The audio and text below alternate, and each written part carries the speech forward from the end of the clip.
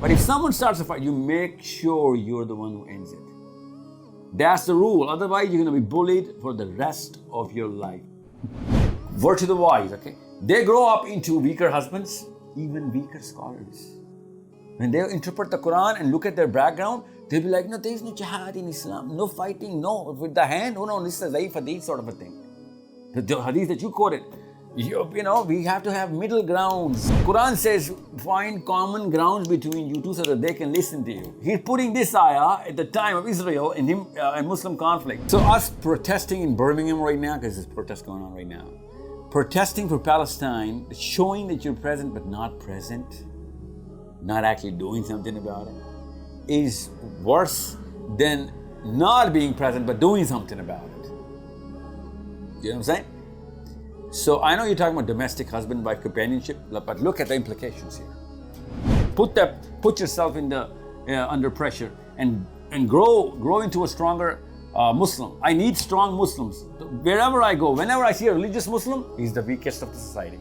The Prophet ﷺ says on the day of judgment, people will be trying to kill themselves on the day of judgment, bashing their heads on the ground so that they can die. If you're saddened by the news of a girl being born, you have a mental disease. Okay? Otherwise, they're going to keep quoting the Seerah and the Prophet and, you know, the Ashiq Rasul. He had a daughter, Fatima. It's the biggest sunnah. Allah, you didn't choose it. You didn't make a girl or boy in a kitchen. Allah chose a Fatima in your house, and then you go sad. You call yourself a Muslim? You know what? So the next question, out of the 175 questions we got from your podcast, this next one question that I'm going to put forward to you, we had this repeated about 47 times. It is linked to exactly what you're just saying right now. And I'm going to twist it a little bit, but I'm going to put the question in front of you. Any daughter of mine, if I were to marry her with a man and if you tell me he's divorced, I'd have a question mark. Okay, what happened, man? I'm not saying you're evil or anything, but you still have some questions to answer. There's no doubt about this. Let's call a spade a spade. A girl getting divorced gets up the bigger end of the stick from everybody, even her own folks. She gets the bigger end of the stick. But that does not mean that men feel proud after getting a divorce. We look up to men who divorce. That's not the case. They're as dented as anybody else compared to any other man. Okay, why do you think most men, even knowing that they should divorce, they do not divorce their wives? Even their women are forcing, even their mothers and fathers are forcing, but the hardest thing to get from a Muslim man is a divorce. You were raised as a Muslim to raise the white flag the first chance you're gonna get. You're not a Muslim, sorry. You're not a friend of ours, you're the enemy. We need bloody, sweaty, torn apart, shattered, battered, bruised Muslims in the way of Allah. We don't need people sitting in their living rooms crying out, literally crying out of what the atrocity of the world is going against us and, you know, Islam is in danger. No, Islam is not in danger because of them.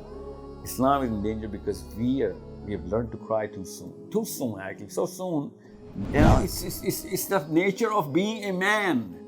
If your boy is not bruised and battered before he turns 20, there's something wrong now. He's not going to be able to perform the big things. This is how this planet Earth is designed. Allah Azza wa Jal, when He sent human beings to this planet, He sent us to get hurt. The only thing I suffer from right now, I have a 600,000 people IMS movement. And all I'm coming about is every single day my problem is incompetent Muslim men. Every single time I rely on a Muslim man, he lets me down.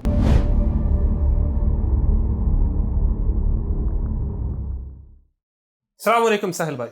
Walaikum assalam. Welcome back. This is our round 2. Let's go for the Alhamdulillah, Sahil bhai, jab aap last time aaye the, Alhamdulillah, the podcast that we did, Alhamdulillah, is a great success, mashallah. So much interaction we got from that, and so many questions. I think comments ke andar and private messages, we had around 175 questions. So what this tells us is that the issues that we are discussing are very common. And subhanAllah, like the kind of questions I have actually put together today, 13. break it down, because there's a lot of repeats. We'll go through a few questions, inshallah. And honestly, Sahil bhai, I personally have friends who are also going through similar, like very related scenarios. So we're going to go straight into it. We're going to jump right into the deep end. Because last time हमारा जो सा topic था, what we discussed was that we discussed divorce. That's one of the main issues that we discussed. And just the possession of children from after a breakup of a marriage. So we had a lot of questions on that as well. Honestly, this one issue is very, very, very common. SubhanAllah. May Allah subhanahu wa ta'ala make it easy for our brothers and sisters as well. So before people actually start to assume that I get primed into the psychology of the question or the questionnaire, let me just get a little preface in. The two things that I always answer any question from. One is the Qur'an and the teaching of the Prophet ﷺ, and one is the progress of humankind in the realm of psychology and our own biology. Both of them are sides of the same coin. It's so amazing that the Qur'an has actually prescribed a preemptive medicine for whatever situation human beings are going to go through, primarily focusing on the life cycle of the child, the human being. And we all know through the teaching of the Prophet ﷺ and now science that the first 12 years are primary. First 12 years are primary. Give and take 3 more, let's just say 15, are the pivot around which every human being is going to decide for any kind of problem is going to solve, any kind of crossroad is going to take a left or a right to, or any kind of situation he's going to be found in, and he needs to solve that for other people and himself. So if the first 15 years are so critical, then does the Quran talk about this? Of course it does. The Prophet ﷺ's seerah is, the Prophet ﷺ said, he whoever raises a boy or 2 girls, the way I prescribe, on my nahaj, he will be with me on the day of in Jannah like this. So what is the age of adulthood in Islam? 12. After that, you've done all the work, not most of the work, all of the work. So there is no other way than the way of the Prophet ﷺ. So this is just a preface. So now we all know that I have not heard any question yet. This is not about gender. It's not about who I know, who anybody else knows. It's just basic empathy and the Quran and our Prophet sallallahu alaihi wasallam. Now I'm talking as a psychologist, so make sure you understand. I am not just going to give you a theory. I'm going to give you the implications if you go wrong in this.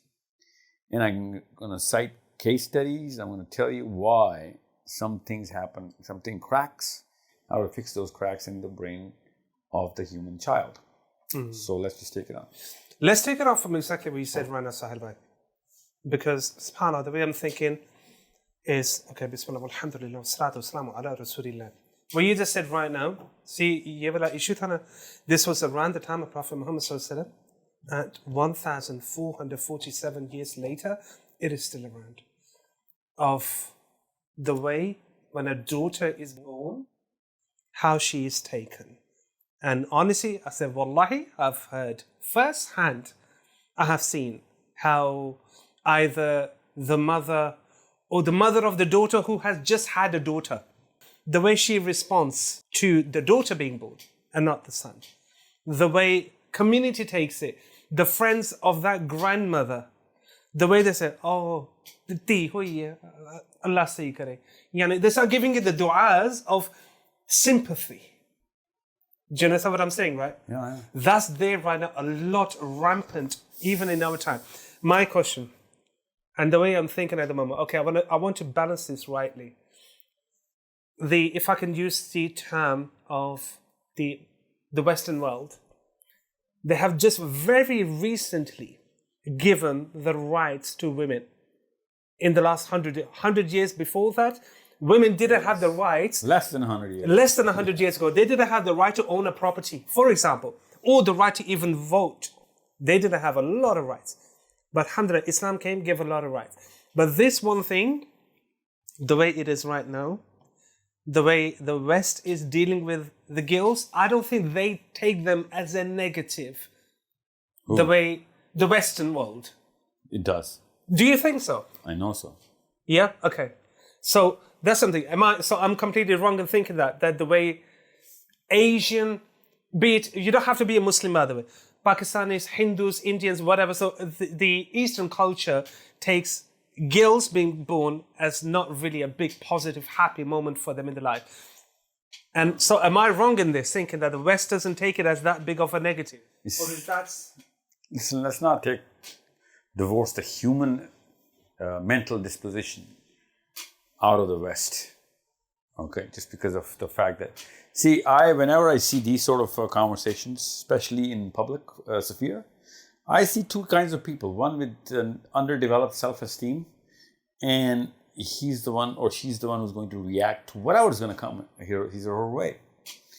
So this little proposition that you just threw in on the table, that when a daughter is born, the only human being who is going to react is the person, react negatively, first mental response. And you got to do your own tests. You cannot con your own self, right? So if you, in your first mental response, had delight running through your blood upon the first instance of news being broken to you that it's a girl, you know? If this was not a delight, that means you were suffering from the same problem. So much so that at the time, human beings used to bury their daughters. Same problem, different levels of manifestation. Now, this problem is 3 or 4, can be compartmentalized into 3 or 4 categories. But the root of all of those, I'm not going to go into that detail because a lot of people know that, you know what, with the girl, she's not going to remain a part of this family. With the girl, the lineage is not going to, be intact anymore. She's going to leave the house physically as well. And she's insecure in the society. She's a target. So people actually have a lot of other flavors to spin around on how to justify a negative reaction upon hearing it's a girl. Even though all of this is just hoopla. This is just a sham. People trying to convince their own selves as if there's something, and this justification holds some weight. It's not going to hold any weight in front of me. Because deep down, if you do not have enough structure of your own self, you do not have a developed self-esteem, you are going to react negatively to this. And you're going to fall prey to any of these compartments that I just mentioned. Okay. Otherwise, I'll give you an example. Now, I did not hear that question, right? So the Prophet ﷺ, I just cited a hadith. Now, this is a litmus test for everyone who's listening to it. That go back in time, when you heard this hadith, when I just quoted this hadith, don't write in any comments, don't tell anybody else. Think on your own. Did you take the meaning, which I'm about to quote, what's the meaning you have or might have taken, then you have some esteem issues. When I quoted the hadith that whoever raises a boy or 2 girls in the way I prescribe, he will be with me in Jannah like this. If your mind went, so Islam has given preference to the boy, then you have some serious esteem issues. Okay, this hadith is exactly the opposite. This hadith has given twice the importance to the girl. You need to understand. This hadith says, now imagine if these were your daughters, you would have been like, oh my God, Allahu Akbar, my Prophet is protecting 2 daughters of mine against 1 son of somebody's. You know what I'm saying? So people start making a lot of the preferences. That's the litmus test. Perceptions. So if your perception went a little negative on the left side of the aisle, you got some issues, brother. I'm telling you this right now. Because whoever has daughters would fill himself with delight upon this hadith that I need to protect 2 daughters versus a boy to get myself ranked into Jannah the way Prophet ﷺ prescribed. That means girls are twice as important to be protected, to be looked at. Otherwise, every time I quote this, the audience splits. They see one boy, ticket to Jannah. Two girls. So one girl is half a ticket to Jannah, one boy is a full ticket. That's not how the hadith is structured. The hadith is telling the parent to protect two girls. That's how you're going to get a place in Jannah. The bar is raised when it comes to the girls. Twice as hard. Definitely. And that's how you need to look at it. Yeah. 100%. Exactly. And you know what? See, that's... Wallahi, you're saying this hadith I can even say, tell me if I'm wrong, almost every Muslim has heard this hadith. Yeah. Every Muslim knows of this hadith. So common. But the practice is... Why is the practice so low? I'll tell you this, because coming back to the question and answering both of these at the same time, whoever says or frowns on the fact that you got a daughter, it was a girl, that person has psychological issues, mental issues.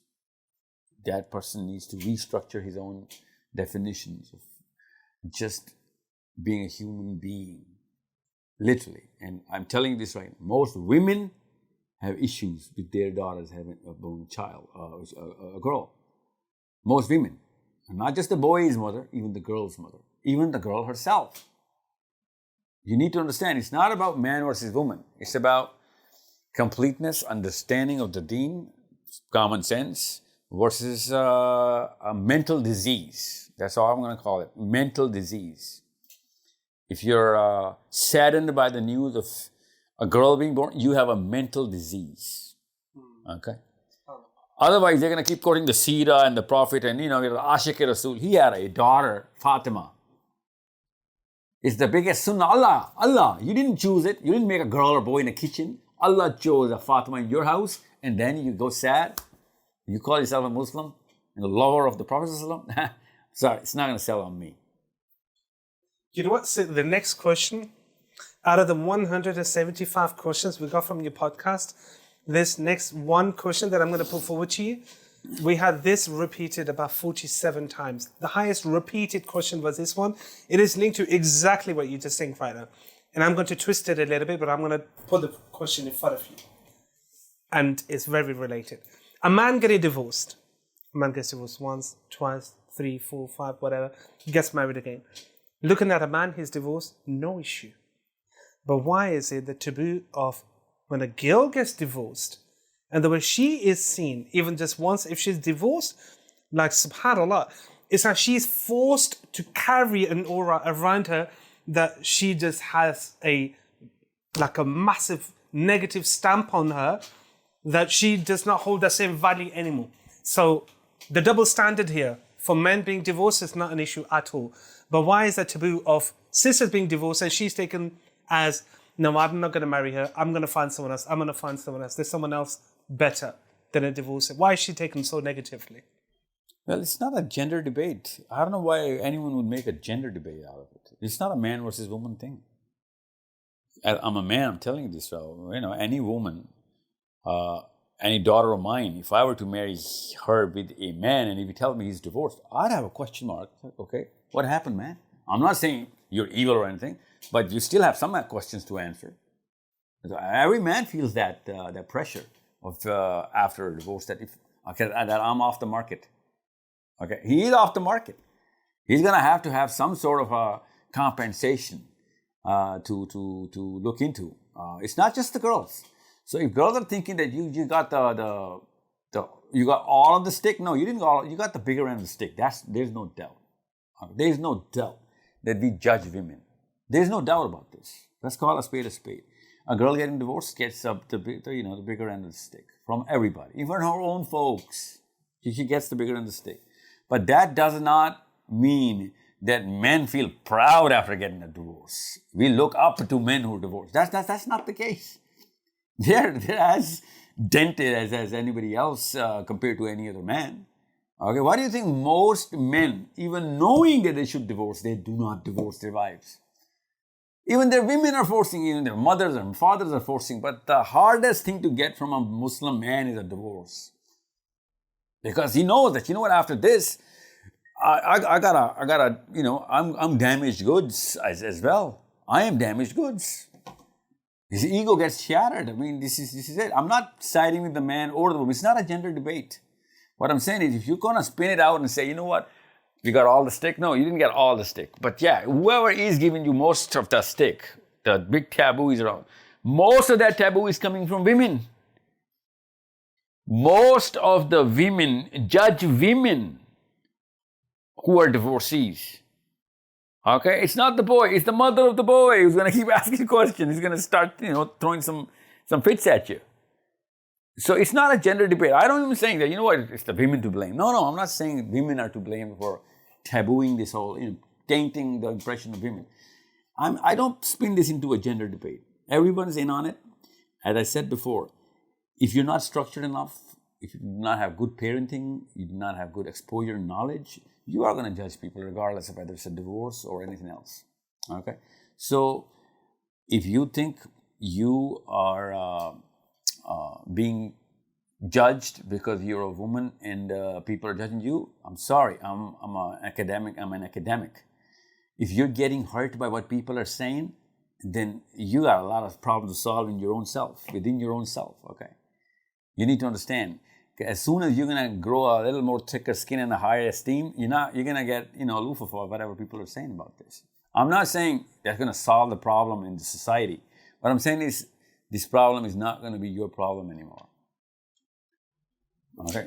SubhanAllah. So the more you're gonna think of what people are saying about you, and even if you're just single, if you're a single man or a single woman, but you worry so much about what people have to say, you're not even ready for marriage with any kind of sane man, because you're going to have a lot of problems later on. Of course, definitely. You know what, Sahil bhai? Before I actually go into the next question, and I think this is important, I actually wanted to start with this, but I'm going to bring it here now because there was one line that you said in our last podcast when you came last year here, and I want you to elaborate on this one line that you said. And the line that you said was that our tears with no actions will ensure that we will not get affected by anything in the future. Yeah. If I could ask you to just elaborate on that one line that you shared. It's called thresholds. Okay. Tears are very precious. Tears is the last resort. It's the last line of our defense. In the understanding of the imagery of your own self, that's your last line of defense. If I start crying about whatever's going on, that means I can do nothing else. I am so helpless that my own body has given up and is, raising this alarm in the shape of me bawling out that, I wish I could do something else, but I can't. And I'm stuck in a corner where I'm just not able to come out of. That's what tears represent. They are so precious. They are so precious. So when someone's crying about something, that means that you've already done all the grunt work. You've whatever it was required, you've taken care of it, and you couldn't. And that's when tears come out. That's your show of that's your plea of help. That's the cry for help. So when I hear or I see people just hew and cry about Palestine or domestic issues or Muslim Ummah issues or I don't know what, you can put anything into it because this is just a basic disposition. I don't pay heed to it anymore. Because Ummah is in a state that us flooding the whole world with our tears is not going to save Palestine. That's not the solution. Let's just flood Israel with our tears. That's not how problems are solved. When you have to show tears or shed tears, that means you've already lost the battle. That's it. This is the ultimate show of this is the white flag of white flags, This is it. That, everything's gone now. So when I said that, tears and no action, that means you're so immune to it that you've already risen the final flag, even though you didn't even take the first step. And you've spun that into your first step as to raise the flag. You were raised as a Muslim to raise the white flag the first chance you're going to get. You're not a Muslim, sorry. You're not a friend of ours, you're the enemy. We need bloody, sweaty, torn apart, shattered, battered, bruised, even Muslims in the way of Allah Azza wa Jalla. We don't need people sitting in their living rooms crying out, literally crying out of what the atrocity of the world is going against us and, Islam is in danger. No, Islam is not in danger because of them. Islam is in danger because we have learned to cry too soon. Too soon, actually. So soon that our kids will be born.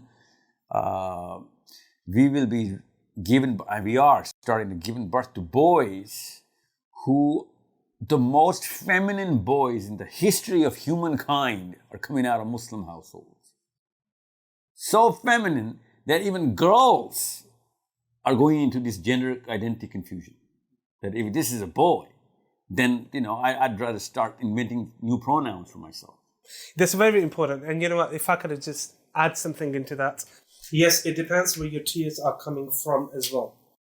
And there's a time and place for everything. There's a time for tears, there's a place for tears. Exactly as you said as well. This is very important for the kind of times we're living in right now and the state of the Muslim Ummah at the moment. Yes, crying can be good, but there has to be action that comes with it as well. Yeah. My favorite hadith, if I could mention, and I'm going to paraphrase that, in which Prophet said that when you see something wrong, stop it with your hands. Second level, stop it with your tongue if you can't use your hand. Third level is that you hate it in your heart. And Sheikh Israr Ahmed, rahimahullah, the way he defined this lowest level, he said that you gotta hate it in your heart, that you gotta lose your sleep over it. Not just say, oh yeah, that's a bad thing that's happening. Like, how much is it really affecting your heart and your emotions? And really, is it affecting your comfort? I'd go one step further because, that's the first psychological disposition. It's right on the money. You should lose your sleep over it. That's the least. But if you hate it so much that you become the exact opposite of it, that's true hatred. Okay, that's what hatred does to anybody. Even if I hate good, I'll become evil. But if you hate evil and you're not becoming good, then that you didn't hate it enough. Exactly. So losing sleep is, step one. Morphing into the exact opposite of it. Yeah. And hating every attribute in the whole hierarchical diagram of every level. That's when you're going to morph into the exact opposite. And we're going back to exactly what you just said earlier. Just to complete, if you hate Abu Jahl, you better transform into Abu Bakr then. Mm-hmm. Otherwise, you didn't hate Abu Jahl enough. You know what I'm saying? Yeah, of course. Yeah. Very true. Yeah. Very true. Sorry. You got to live your words as well. Yeah. When you talk the talk, you got to walk the walk as well. Right? So, exactly what you just said earlier, Ron. So, going back onto that the way, like, men or boys, they're being raised right now. Because in the time of Prophet Muhammad, they were like 14-year-olds who were fighting and arguing, if I can use the term rather, with Prophet Muhammad and arguing, can I take part in a battle? They did. And right now, the way one of our teachers, Mashaykh, he says that you can't even leave a 14-year-old alone in the house. You don't know if he's going to survive by himself. Will he be able to eat himself or whatever? Like, you're scared of a 14-year-old teenager to be home alone. So the class is completely turned around. And it comes down to parents. How are the parents actually raising those kids as well? And coming on to that as well, one of the important questions that actually came in a lot from our last podcast as well, when we discussed the issue of, and it's very common, when a family breaks, divorce, children are involved, and possession of the children is taken, like the country, the world we're living in at the moment, is given to the mothers, right? And we discussed this last time as well. Quite a lot. And we had a lot of questions come from this, that when the woman takes possession of the children and she doesn't let the father access. We spoke about this. Jazakallah khair, the way you responded to that as well. Now, putting a scenario forward from that when I actually had a case put forward to me. So there was a sister who made me a mediator in this issue. I'm not naming anyone. So divorce happened, children involved, and the children are being taken care of partially by the mother, partially by the father. And as it was agreed, they're both going to have 50-50 of how much money you spend on the children.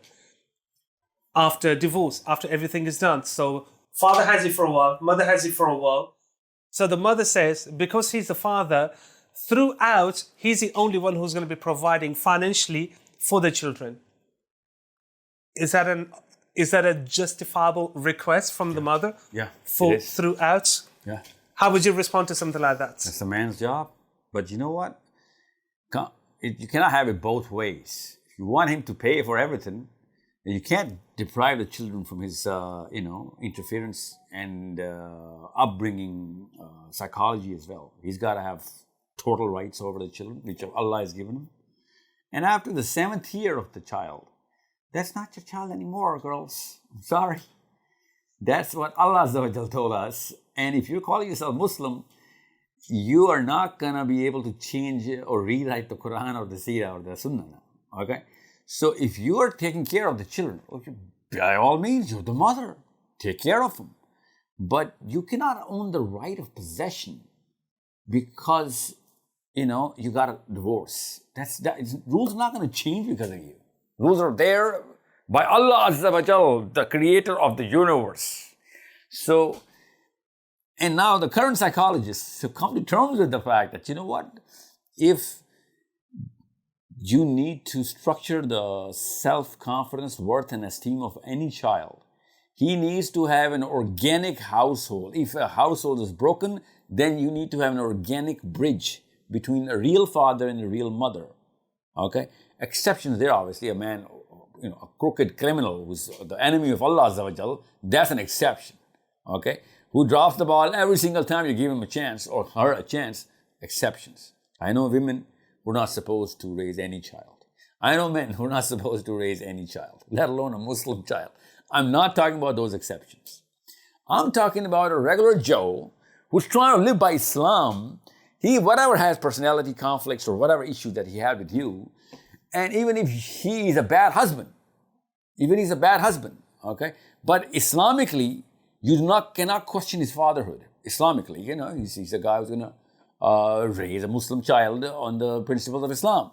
Or Islamically, she is going to raise a Muslim child. So you can't deprive him or her from the parenthood. I'm sorry. And boys, I'm sorry. Money is your problem, not the girl's problem. I'm sorry. That's the problem. If that's the problem that you're suffering from, then you gotta solve it on your own. This is not alimony. I can understand. You can complicate the alimony concept, but child support. Sorry, your children, and they are going to be your children. They will always remain your children. After the age of 7, a girl is not supposed to, keep those children unless, of course, you want her to. And so you cannot just, again, boys, you also cannot have it both ways. And you know what? I'm not going to pay for it, but I need the kids. So I'm sorry. The money problems, the boy problems. I'm really glad you started the way you actually did, because the term that come into mind, the metaphor that we use, you can't have your cake and eat it too. Yeah, eat it too, yeah. Right? So you have to, exactly as you said as well, that if the mother wants the man to take care of financially, and of course, 100% agree with you as well. It is a man's responsibility. They're going to remain his kids until they, of course, get to the levels that they can look after themselves. But, and again, very important point that you actually touched here as well, because there was one case that actually come forward to me as well, and spoke to the sister, gave her all the advice. She, if I can use just normal, just for the argument's sake, hated her ex-husband, didn't want to be around him, whatever. And issue comes, she's got a teenager boy and a teenager girl. And she doesn't want the father to be around. And she put the case forward to us. We looked at everything. Fine, he wasn't a nice husband at all. Give it to her. Give that to her. But when it comes, she started making excuses. And we told her every Islamic, in a perspective of the whole scenario. And we told her, no, you have to let the father be around the children. But still, she went against every advice that we gave her. And it wasn't coming from me or a mashayikh or whatever, anyone. We are given, this is what Islam tells you to do. You take it. If you come into the people, Allah subhanahu wa ta'ala tells you, when you need advice, if you don't know, go to the people of knowledge. They give it to you, it becomes fard on you to take it. Right? Am I wrong in saying that? It was fard on her before she came to you. The Qur'an came 1400 years ago, okay? So even if she came to you, I think, I don't know the hearts of hearts, so I do not know what she was feeling. Maybe she had a calling that, you know what, I might as well just go to the men of Allah Azza wa Jal, and they're going to give me the truest of the advice. Maybe she did, but the fact that she didn't listen to you about children, breaking the access of children with the father, that's something which is, on the day of judgment, you need to understand the problem you're putting on your own head. And it's not just the day of judgment, I'm telling you, as an academic, you depriving your kids from their father is going to hurt them deeper than you can possibly do the math.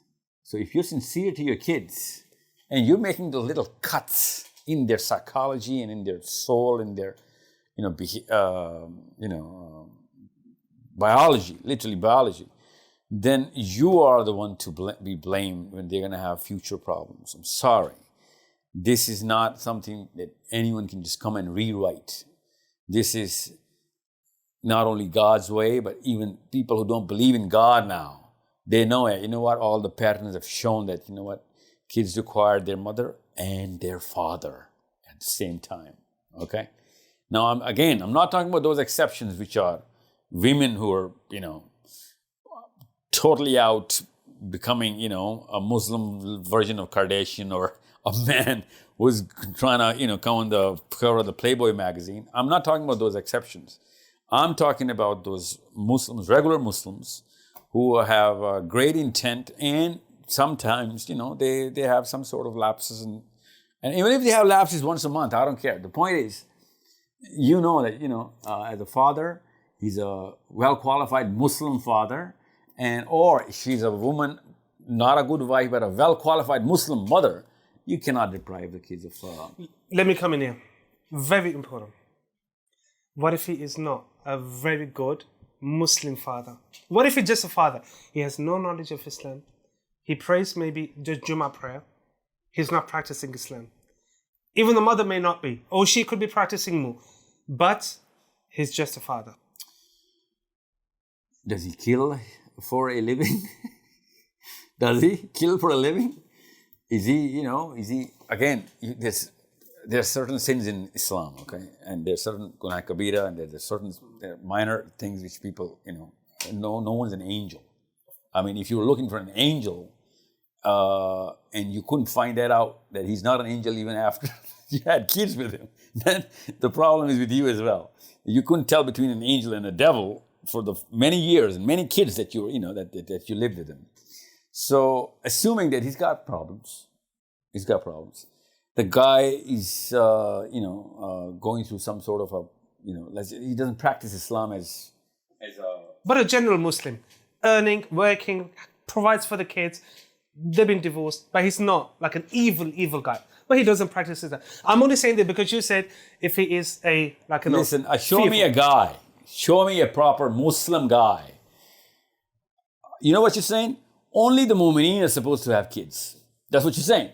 Or that girl is saying. Okay? If you're not an Imam Kaaba, do not have children. I mean, are you kidding me? If he was not a mu'min, how dare you have kids with this guy? You know what I'm saying? All of a sudden, this guy or this girl, I'm not just talking about guys, okay? I want to make sure this stays gender neutral. Because you know what? Girls come to you, boys come to me. And I'm thinking, dude, just because I'm a man, you think I'm going to be biased towards you guys? I'm not. And a lot of men actually call me a feminist because I'm giving the most neutral opinion. So this opinion is very simple. My maths is done by Allah Azza wa Jal. First 7 years, kids belong to the mother. After that, kids belong to the father.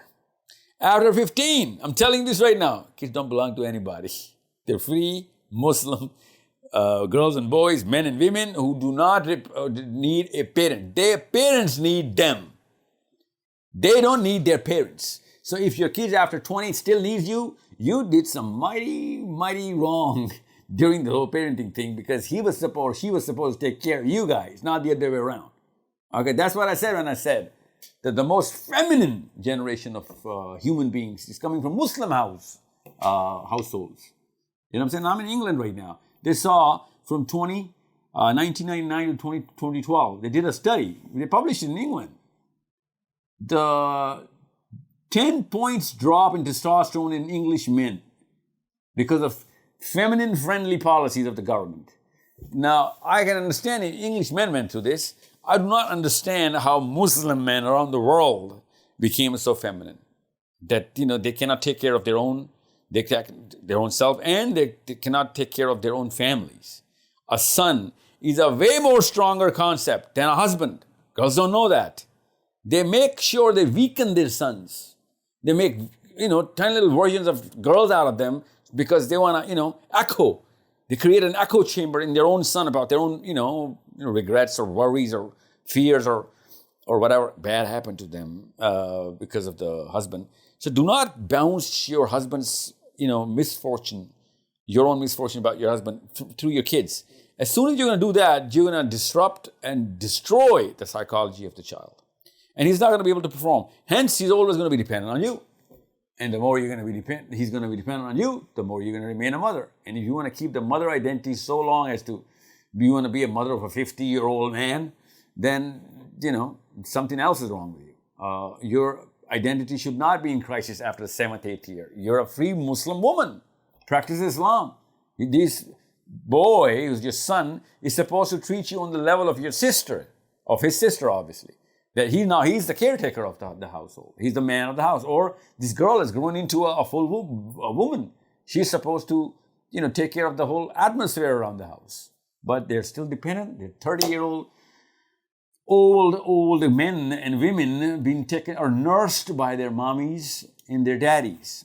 I call them man-child.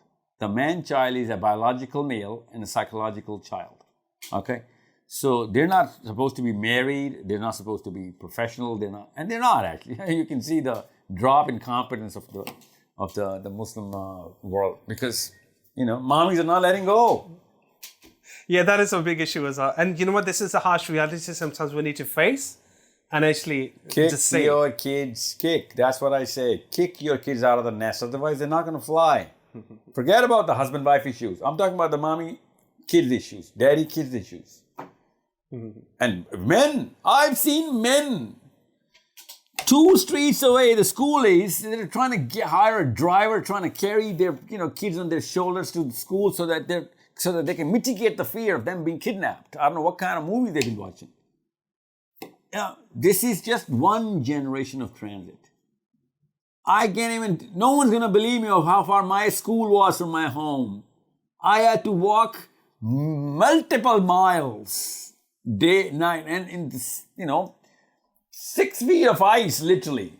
Snow, sorry. Sahil, but you just said that Odyssey, I actually thought of a personal example. You're not the only one. I know personal families who actually have the similar issues as well. Plus, so it is common. I was a boy of boys. We used to spend time in the football fields, cricket fields, sports and everything. Boys were hanging out. Mommies were not, going anorexic, thinking about us dying or, weird death on any kind of news that they're going to see on TV. There was enough, temperament in the mother to, let all of this happen and let their boys grow into real men and try and, fight their own fights. One time I came home and I was bruised and my father said, "Did someone do this to you?" And I said, "Yeah, I got into a fight." And he said, "Does he have enough of his own bruises?" And I said, "Yeah, he's got his own share." Like, good enough. No question asked.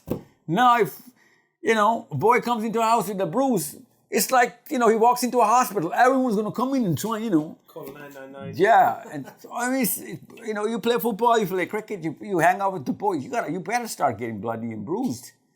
It's the nature of being a man.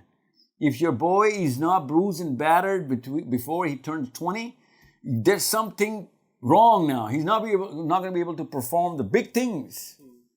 This is how this planet Earth is designed. Allah Azza wa Jal, when He sent to human beings to this planet, He sent us to get hurt. He did not design this planet to protect us. This planet is designed to hurt us. So sooner we get hurt, the sooner we're going to get immune to this pain. Yeah, definitely. And you know what? See, people need to realize, because exactly what you're just saying right now, what we are discussing right now, is not a change of a topic. Because this growth from early age is going to be creating the husbands of 10, 15 years later. So it's a very related topic. Yeah, plus it's a psychological assessment. I'm not just talking about just one perspective. Even the current day psychology, you read it up. Bullying, for example, is a major, major problem. Now in the East and West, bullying. And most of the people who get bullied are boys. Did you believe that? Most of them, 62% of all recorded cases, 62%. Bullied instances of bullying. Who got bullied? The boy. Obviously another boy was bullying him. So you need to understand, if this is the scenario, you got to change your parenting model, your technique, your methodology. You know, I'm telling you, all the boys are in school right now listening to this, because you know you're not listening to this. Your mommy made you listen to this because he's listening to this right now, or your daddy. If you get bullied and someone starts a fight with you, make sure you do not start a fight. Make sure you don't. Okay, that's not Islam. But if someone starts a fight, you make sure you're the one who ends it. Okay, you better not start a fight. You better finish it. That's the rule. Otherwise, you're going to be bullied for the rest of your life. And people who do not confront bullies, let me tell you this right now. If you're not confronting bullies, your own wife, your own kids, and their kids will bully you without you knowing. That's when I said, if you're shedding tears with no action, then, you know, it's too late to do anything else. Exactly. Very important for you to say right now.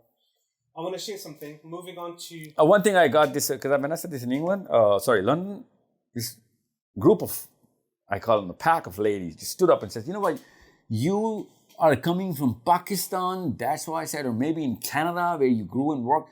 In England, you cannot confront a bully. It's illegal. They're going to kick you out of school. You know, this is the reply I got. And I'm sure a lot of comments are going to come in like, what world do you live in, man? This is King's England. You cannot confront the bully here. You know what I'm saying? This is Tony Blair talking, nothing else. I'm telling you this right now. Nothing else.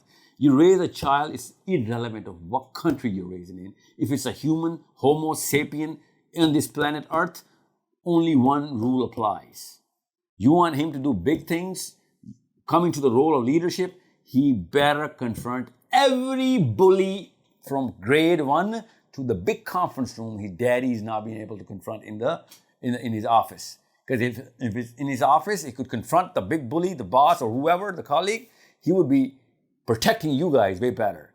Just the same rule applies in school as well. So he's in a training camp. More bullies, more training. If you get bullied a lot more times in a year than any other boy, you're lucky. You got more, more, what's the word?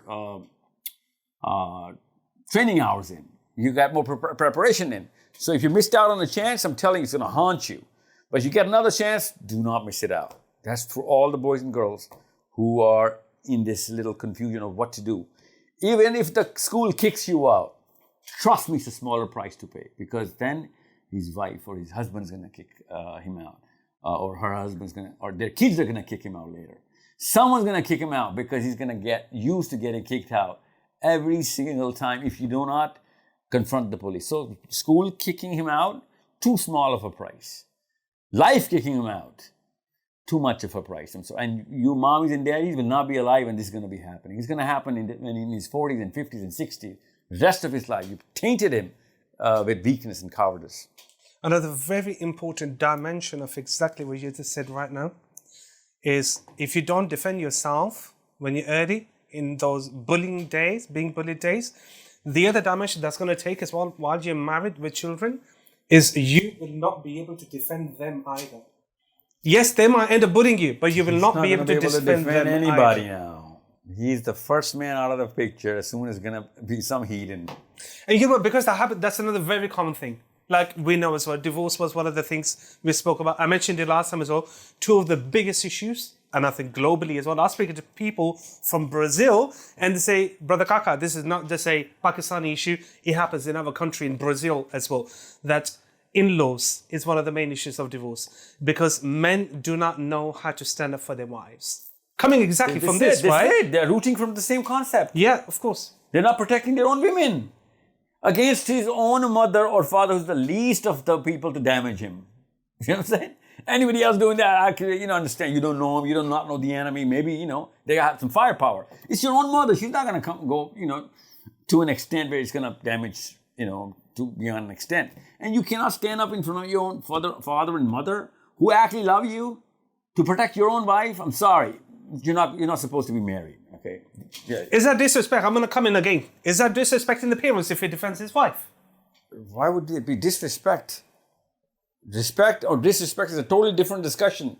You defending your woman, your own wife, has nothing to do with respect or disrespect here. Whoever is crossing the line, no matter who's crossing the line, it has to be an Islamic line, okay? Because if Islam is being crossed, doesn't matter who's on the other side. It's your job, it's your Islamic Quranic duty to protect the weak. Okay, again, I'll give you a totally different case study. People who are from a weaker psychological footing, which is what we're talking about, were to the wise, okay? They grow up into weaker husbands, even weaker scholars. When they interpret the Quran and look at their background, they'll be like, no, there is no jihad in Islam, no fighting, no, with the hand, no, this is a zaif hadith sort of a thing. The hadith that you quoted, we have to have middle grounds, between evil and us. And Quran told us, this one scholar is telling me, and it's not me, publicly, that we in Israel, Quran says, find common grounds between you two so that they can listen to you. He's putting this ayah at the time of Israel in Muslim conflict because he's weaker, offshoot, weaker branch of the tree, weaker root coming from his mommy and daddy. That's why I said, boys and girls, if you're not going to develop your own self, because mommy's not at school, daddy's not at school, you're on your own. There are no coincidences in Islam. You're found there. It was supposed to develop you. Allah sent that belief so you can be developed. Because Allah had a plan to take put big burden on your shoulders. But nope, mommy came in, takes off the burden which Allah wanted him to take. Takes off the burden which Allah wanted him to take. And, says, God save the king. Are you kidding me with this? This is not how it's going to work. He's going to actually, the biggest disease to the ummah and the whole humanity of human beings, starting with his own domestic realm. He will be the bigger problem for his wife, the biggest problem for his kids. And I know a lot of people are going to be listening to this. They know the weak fathers. They know they couldn't stand dominating mother, weak, timid little daddy hiding around, couldn't confront his own wife and kids getting infected. That's an inorganic household. This is what happens when we don't fix parenting. This is what I said, in the first 15 years. If you do not fix the first 15 years, everyone in the world is going to suffer for the next 85 years of this man's life. Because he's going to live a long life. I'm telling you, these timid people, they never get in trouble. They live long lives. You know what I'm saying? These white beards of the scholars and the general of the armies, the first time in Islam, there are scholars and generals that live in like hundreds and hundreds of years. These are the first two people to be killed because they were always in the thick of things. You know what I'm saying? SubhanAllah. Rightly said. Wallahi, rightly said. SubhanAllah. Let me get on to the next question. Sure. And coming a little bit before the divorce now. Before that, one of my really lovely friends said this line, and SubhanAllah is so profound. And they said that it's nicer to be not present, but present, rather than being present and not present. So when a person is there for you, they're not really there with you. But companionship. Either be companionship, your relation, whatever, friend, or whatever it may be. So when the person's there with you, they're not really there with you. The nicer part is when someone is not there with you. Let me spin it. So in other words, sister, is a sister asking? Yeah. Okay.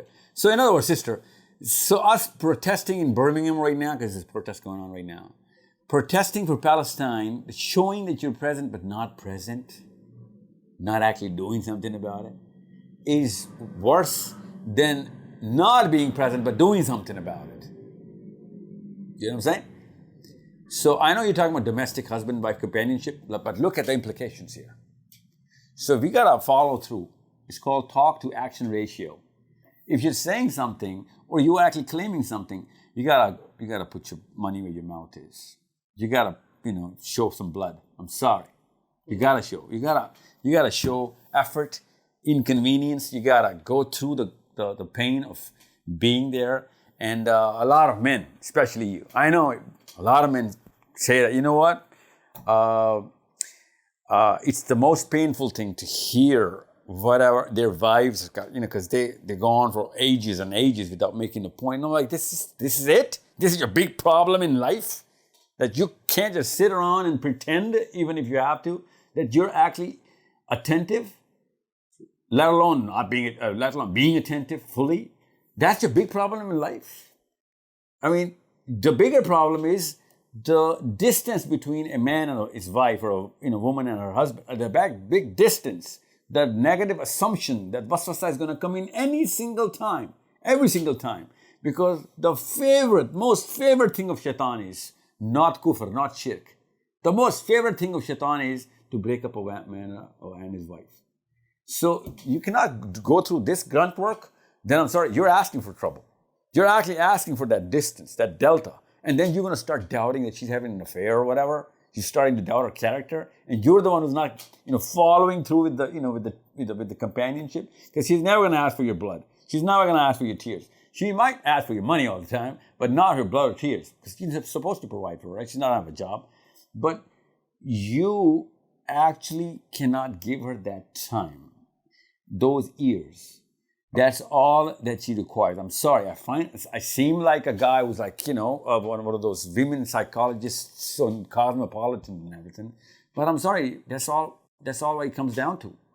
You gotta show yourself at the time when it matters. And you don't have to, build castles around her. You gotta show, I'm sorry. Most men get it wrong. I'm telling this right now. Most men get it wrong, the timing. When they actually require you to be there, you gotta be there. Most of the time, they don't. Actually, women require a lot more space from their husband than men. And all the men I know, boys around, because I'm in the public sphere, boys keep complaining that, I'm not a domestic cat. I cannot be a domestic donkey. I got my own friends. Need my own space. Trust me, women need a lot more space than men. Our culture is designed to look at it as if it's a taboo. And women start judging men to demand space, or men start, doubting women who demand space because of this hardwired culture. And we have this weird archetype of a woman who's always demanding the man, or always demanding the husband, demanding the woman. That's not how it works. Sahil, let me come in here right now, because the next question is very, very related to exactly what you're just saying, right? What are some of the things that a father can or need to do or offer to his wife and kids so he is present even when absent or away due to work commitments? I'm the last person should ask this question. But in theory and in common sense, money is not going to suffice for your lack of presence. Okay? Money is not going to suffice. I know sometimes, and I'm talking about a small exception. There's so many people who work overseas and their families are back home in some country, and they're doing some serious time. I know people in England who are doing 20 hours a day, for God's sakes, 3 jobs. And I'm not going to say, you're stepping on some, you're causing a lot more problem than you can solve. Because I know the kind of conditions they've actually had to come here. And no one wants to work 20 hours a day. And those 2 physical labor jobs, okay, and those educated people could not find enough, sustenance there. So I understand there are exceptions. But generally, with normal circumstances, people need to allocate those zones, and men know the zones. Every man knows the zone of his wife. He knows that this is the kind of woman I'm married, this is the kind of attention she requires, and these are the kind of things that are going to get her attention, or she's going to know that I'm being attentive. And that's it. Other than that zone, you don't have to overplay this card. Just try, play the Romeo all the time. You're gonna ruin a lot more things that come under false expectations. And you create those false expectations, and then she's gonna, call your bluff every single time, and she's going to find you wanting literally every single time. So I know that my wife requires a certain type of attention, certain kind of attention, certain time of attention. After that, anything I'm doing, that's just a bonus. If I can give it, I have to, preemptively tell it, you know what? It's exception to the rule. I'm right here. Exception to the rule. Let's go to that vacation. Exception to the rule. Otherwise, you know how busy I am, and you know what I'm doing. And you better have transparency that she would know. She would know that wherever you are, whatever you're doing, and you know, there's a Prophet hadith which we should know. All men should know. All of the men listening. Prophet says, and that's a connotation of the highest negative order. Prophet says there will come a time when a man will go out of this house, his own house, and he will have eyes in the house looking at what his wife is up to.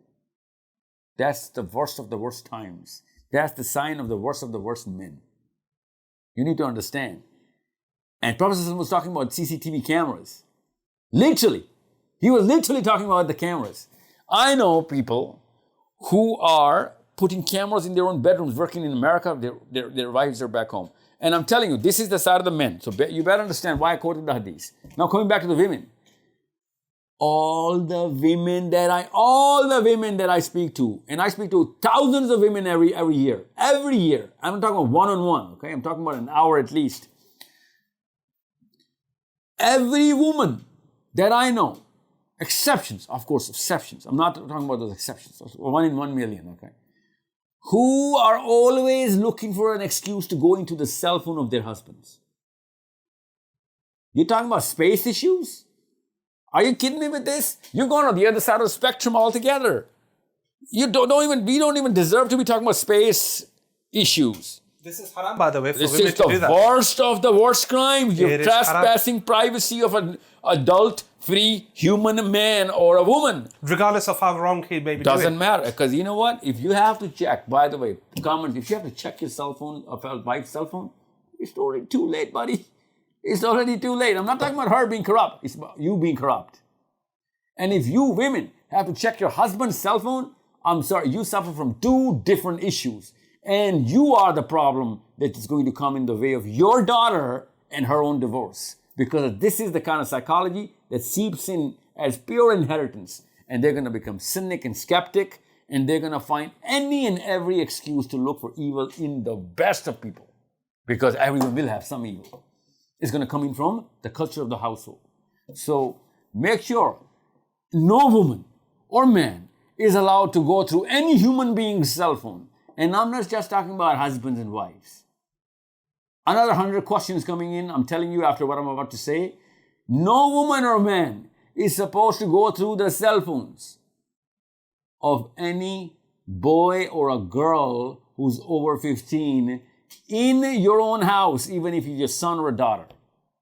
So don't call yourself a good parent and break the very value of Islam. And then you call yourself a parent and expect your son or daughter to uphold Islam. You breach privacy of a Muslim boy or a girl. You will not be forgiven on the day of judgment. This is one of the worst, most heinous crime in Islam, that you breach the privacy of another human being. Okay? If a child is out of nursing age, he's an adult, he's going to be questioned on the day of judgment. If he's of that age, done. He's done. You cannot cross any kind of boundary, especially his or her bedroom. Okay? And in Pakistan, India, and in England, I've actually been holding sessions.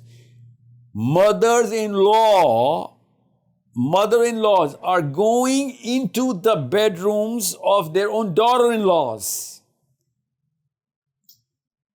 and their bathrooms just to check up what's going on. So make sure it is not a problem. It's not a disease. It's a crime. You should be in jail or in mental institutes. You should not be allowed inside the human interface, especially Muslim human interface. SubhanAllah. Jazakallah khair. Sahil bhai, we are going way over the time that I thought we were going to, but there's another question. Oh. I'm going to wrap it up with this question. I said we can do a live session. We can take live questions. That would be like beautiful. A radio show. Yeah, inshallah. Inshallah, we will do that. Inshallah, for the viewers watching, we will do that. Inshallah. Now, so if a family is financially struggling, Yeah. and the man has children, wife, maybe he's on the board of losing a job or lost a job.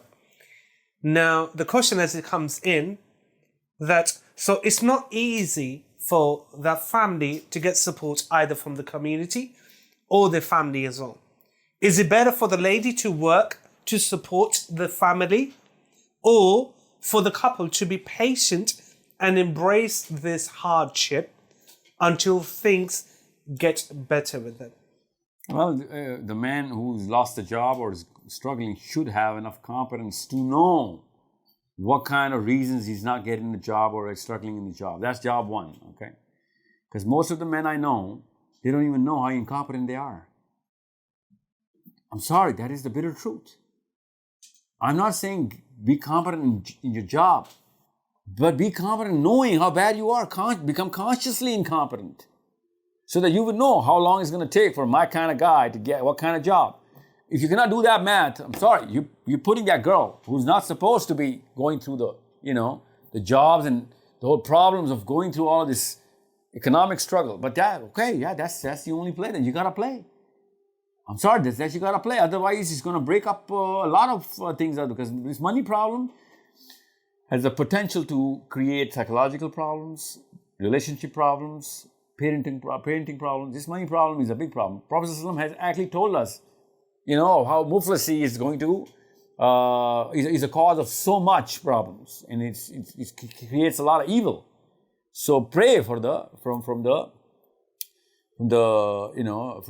Allah Azza wa Jal, so that we can actually, be safe for this kind of trial. This is a big trial. It's a big trial. It's not a crime to be muflis, but it's the biggest trial of them all. So once you go through this, first of all, job one, know what you don't know as men. Because most men don't even know why they're not qualified to get a job, okay? Secondly, once you know that it's going to take some time, and if wife is trying to pitch in, it's all right. That's absolutely, I would do it for my brother.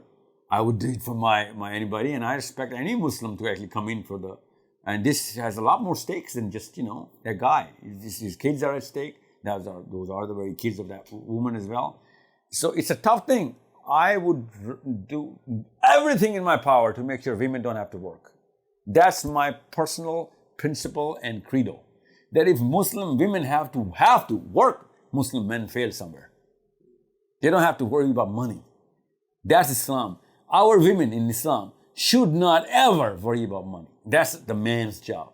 Our daughters, our wives, our mothers, our sisters are supposed to enjoy the spectrum of them practicing Islam without the hassle of where the next buck is coming from. I'm going to bring something in exactly what we said earlier on. Yeah, but the metaphor let me of finish it. But if Yep. they're worried. Yeah.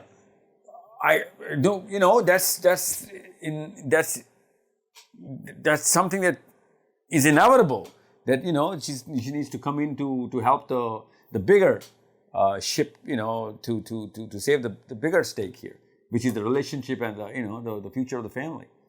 Exactly. Like I said earlier on, the metaphor is you can't have your cake and eat it too.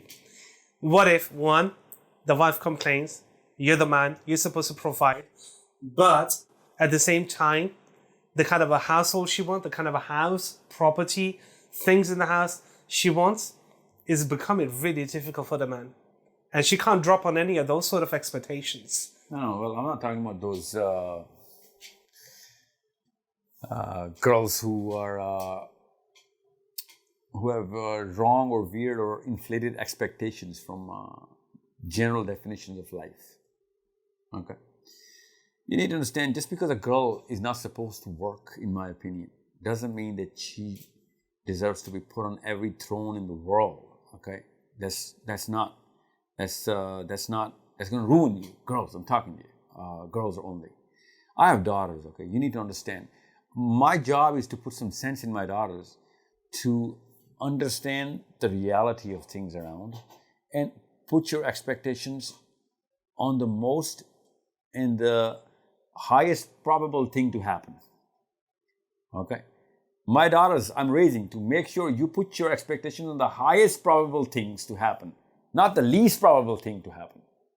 And if they're going to live their lives by that rule, they're not going to become a pain for whoever they're with, because they're, betting on the highest probability. So if they start expecting that I'm just going to, bring out a cape and start flying, that's a problem at their end, not my end. Not me not having a cape or flying around like Superman is not my fault.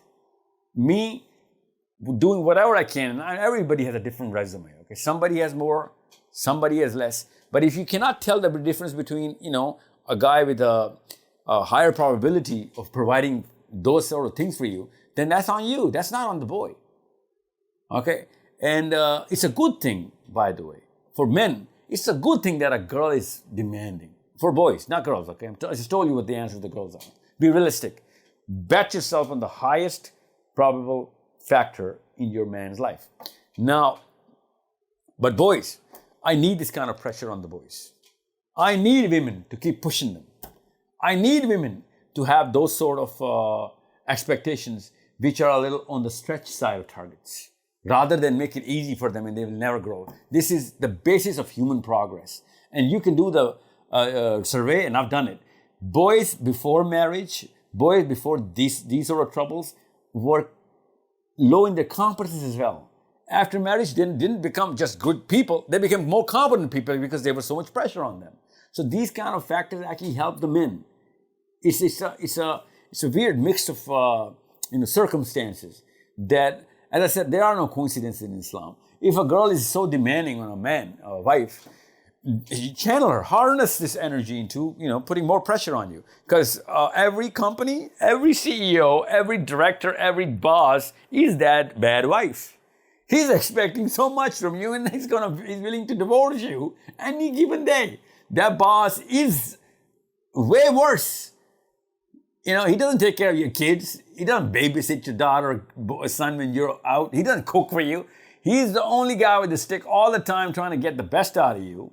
And they expect so much that it's overwhelming all the time. And you're always under the subconscious or even conscious anxiety, going to work at 9 a.m. every morning, literally dreading every yard of the way to work. So you think you have, a bad wife in the house? No, you have a way worse wife at work. That's helping you. You prosper. You go to crossing bigger.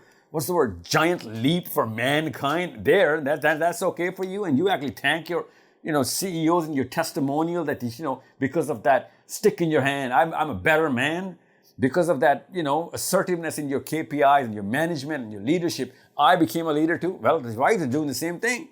They just have a different flavor of they have put a different spin on their statements. They have a different level of threat. They have a different level of frown, different angle of their eyebrow when they look at you. All of a sudden, since you can do something about that woman, you start pounding on her. And you cannot do something about that boss, you start worshiping him. And you keep throwing testimonials at him and, blaming this woman. I'm sorry. This is a good channel. I expect men to go through this sort of pressure. And I told you, this is not to endorse women of putting false expectations on their men. I told you it's a problem. There's a totally different problem, totally different angle to solve that problem for girls.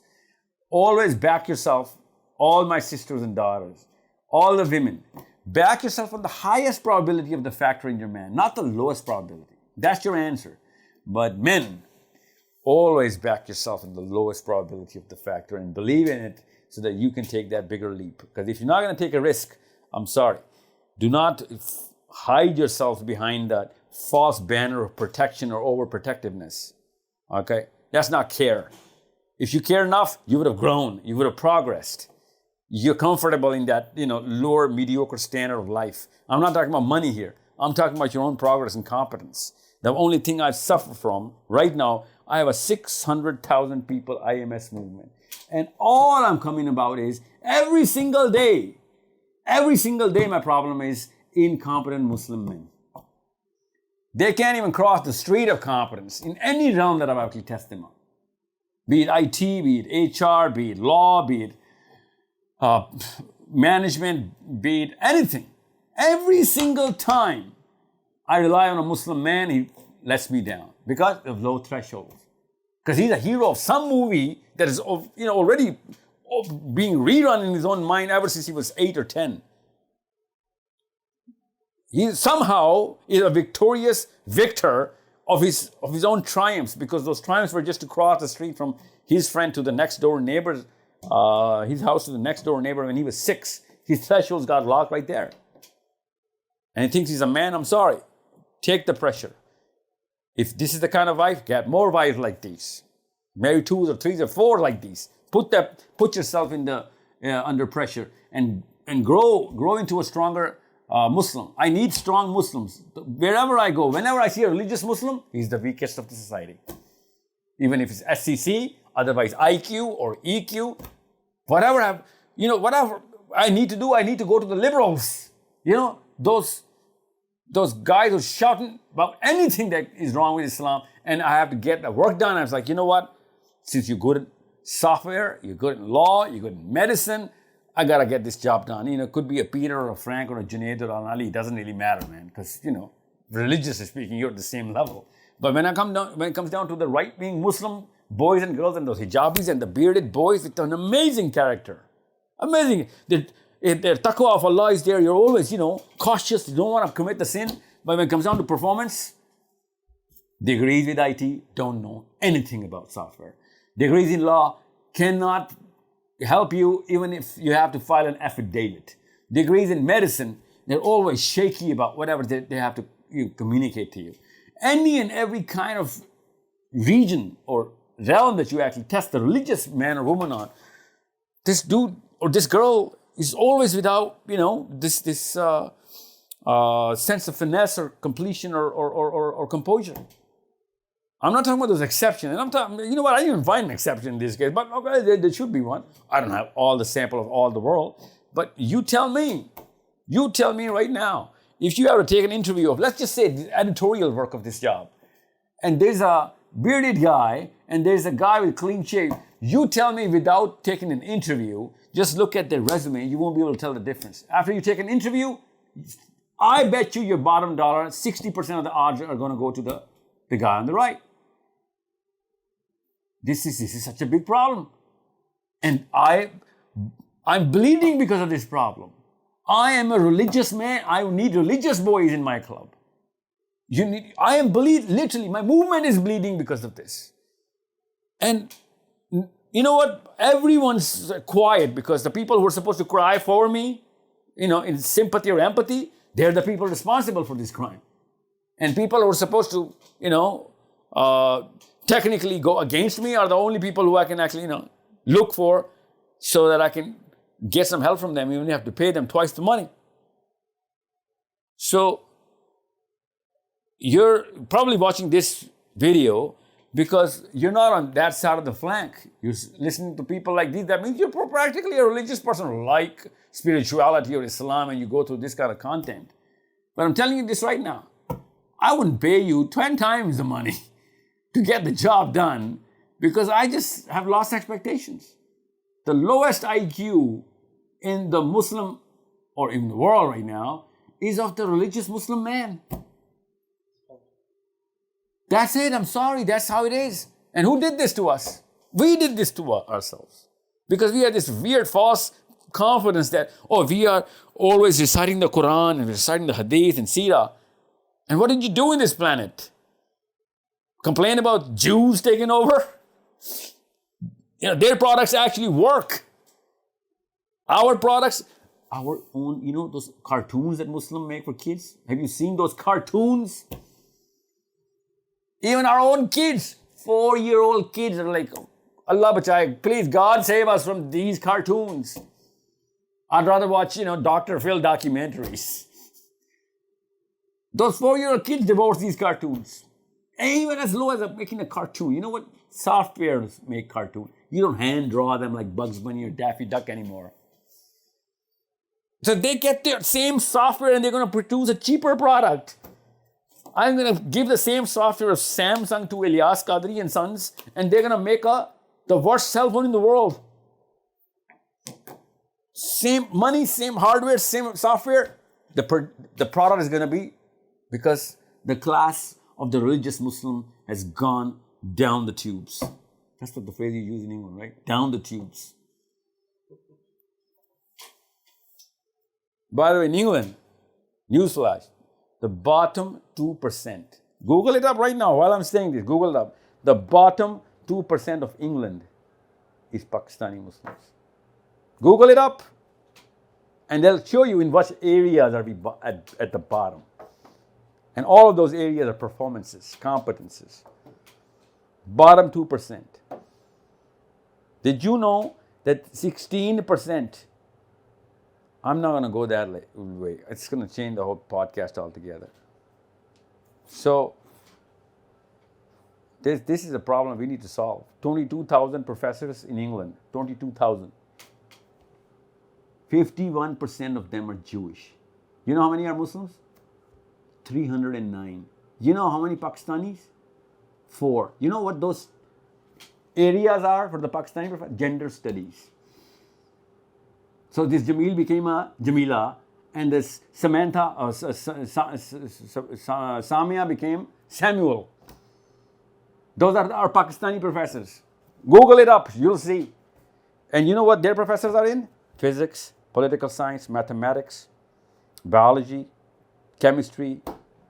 They're professors. This is our landscape of England right now, right here. So if your wives are pushing you to perform, get bigger houses, I'd rather them consider them rather an asset right now because of the kind of performance. That's the context through which I gave all of this. If they're the one pushing you to high perform, because they're certainly not pushing you for welfare, right? That's what you're aiming for most of the time in England. You know, this guy in England stood up in my session and he says, I want you to give me a lecture on Iqbal Khudi. Tell me how to get a Khudi. And I said, listen, Iqbal Khudi does not come on welfare, man. That's all I can tell you right now. You're aiming for it. It's one thing to be in a situation where you have to have get welfare, right? But you aim for it. You designed your life and family for it. And then you call, Netanyahu is the enemy and Donald Trump is behind all of this stuff. Are you kidding? You are the enemy. You are my cancer to Islam. This is the kind of standard. And your kids, I am raising my kids so that they can solve the problem called your kids, because you aim for welfare and that's going to seep into your kids and they're going to become the worst thing that ever happened to Islam because of the standards of their parents who were aiming for welfare in England. Now I have to raise kids around the world to solve the problem called your kids. Netanyahu comes way later in the list. I just came out of a podcast, a 2-hour thing with Majid Zafar. It's hopefully going to come, because I don't want to repeat the whole thing again here. It's going to actually, seem as if I'm actually doing the same thing over and over. It's called a Muslim IQ. Muslim IQ is a concept. Muslim IQ is a concept from the Prophet ﷺ.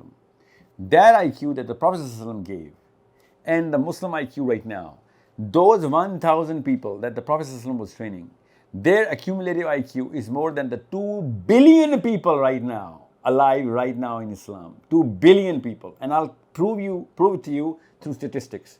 There's another podcast, Qur'an or Qur'an, have come at the time you're watching this.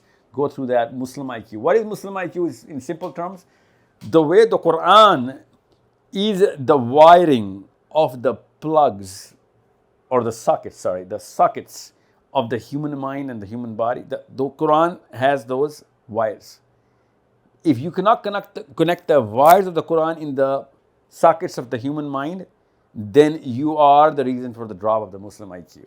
And right now, not even one wire of the Qur'an is going through any socket of the Muslim. You need to understand, not even one wire coming out of the Qur'an is going through any socket of the Muslim boy or a girl right now. We have divorced the Qur'an fully. We just keep it and that's all. This is called superstition. Even Hindus are practicing their Gita more than the Muslims practicing the Qur'an. And they are the most superstitiously defined, and it's an academic opinion, okay? They define the religion under the realm of superstition. We do not define under the realm of anything, superstition. Any of our definitions under the realm of superstition. We gotta put our money where our mouth is in Islam. Allah says, "Inna Allah la yughayyiru ma biqawmin hatta yughayyiru ma bi anfusihim." You cannot just say it. You have to come in together and do it. And if you don't do it, I am not your slave. I am your master. I am the Rabb. You are my abd. So if you don't do it first, I'm not going to come and help you. So if Allah's help is not coming, that means we've unplugged the Qur'an. Long time ago, by the way. We'll do another podcast on how we unplugged the Qur'an. Any and every Muslim right now cannot understand. I bet you this right now. Allah Ta'ala says, we sent you upon a prophet who's going to do 4 things in front of you. 4 things. And Allah has put His own attributes right on top of those 4 attributes. Tell us what those 4 things are in Surah Jum'ah. Those 4 things are يَتْلُو عَلَيْهِمْ آيَاتٍ وَيُزَكِّيهِمْ وَيُعَلِّمُ الْكِتَابَ وَالْحِكْمَةَ. Okay? So, those 4 things the Prophet did. We are not doing any of those 4 things. We don't even know the meaning of those 4 things. I bet you right now, you open the translation, I'll prove it right now. I prove it to you, that's not what Allah is saying in the Quran. But wherever we put in English or Urdu in translation, where Prophet did not do Yatlu alayhim ayat the way it is written in the Quran, the translation right now. Prophet did not do Yuzakim the way our translators have put this in the translation. He did not do Yu'allimuhum al-kitab, by far, not even close of the way Prophet did Yu'allimuhum al-kitab, the way it is written in the translation. By the way, the translation is not even telling us to do whatever the Prophet did. Of both of these things, the Yatlu alayhim ayat and the Yu'allimuhum al-kitab. So if you're not going to do, and if you're going to do the exact opposite and change the meanings of the Quran, then yeah, we better go through the problems we're going through right now. We better go through the problems. It is the promise of the Quran in the Surah Muhammad that He's going to put a people on top of you which are better than you if you do not live up to the covenant which Allah has made with you. It is Surah Muhammad. It's not the Jewish covenant. This is the covenant of the Quran. So whoever is on top of us by the Quran is better than us. Why? They plugged some subconsciously, unconsciously wires from the Quran and in their own sockets. This is the beauty of this human system. If we plug most of the wires, if not all, then some of the wires or most of the wires into our sockets, then the lift will come. Only Allah is going to give the lift. And this is how it works. We keep claiming, we keep saying, we keep crying. It's not going to cut it. It is not going to cut it. The Prophet ﷺ says on the day of judgment, people will be trying to kill themselves on the day of judgment, bashing their heads on the ground so that they can die. Only one statement everyone will be saying, that I put my own self in halakha. I put my own self in halakha. And they will be crying tears. They will be soaked in their tears. Allah is not going to help them. So we think we're going to gain sympathy from Allah Azza wa Jal through our tears? That's not how it works in Islam. This is a machine Allah made. Allah knows when to do what with that machine. Crying is not a solution to any of the problems this machine is prescribed for. You need to understand. Show me one verse when Allah says, if you cry, angels are going to come in. If you cry, I'm going to change the rules. Allah does not, if anything, the Quran says, I am never going to change the rules.